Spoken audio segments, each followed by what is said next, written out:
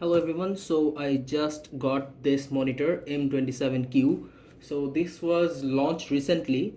This was uh, the second version of the M27Q.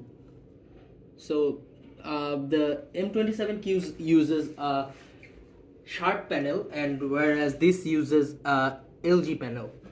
So let's unbox this. So I didn't get too many videos on this, so I got some videos unboxing, but they were not showing any ports. So I wanted to see the port selection, but I couldn't check it out. So I'm making a video so that you can check out the port selection. This is not an in-depth review, this is just a small review. It's really hard to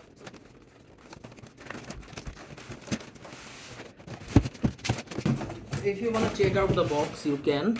These are all the features, uh, and there is my serial number, and here are the rest of the features.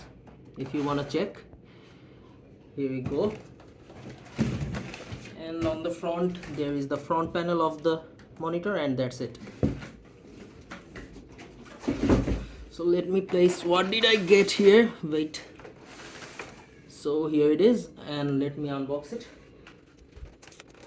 So inside it, the user guides and warranty information, I guess, and the base. Let me open it.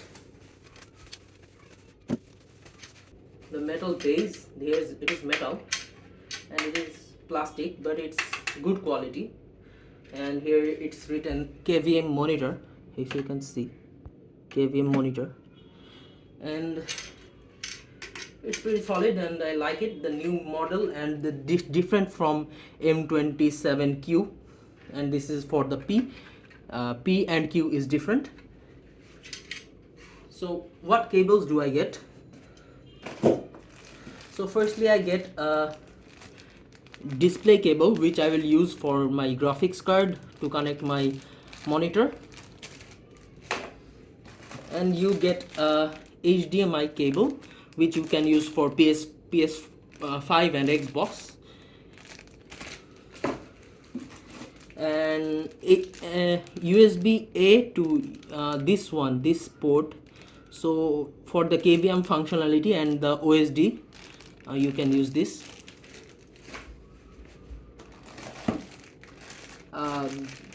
So this one is the European power cable. I hope you can see it. Let me open it. So this is the European plug, and this monitor does not have any power brick, so you can directly connect this one to your monitor. And another one, I don't know which style it is, but you get two power cables, same again, here directly to your monitor.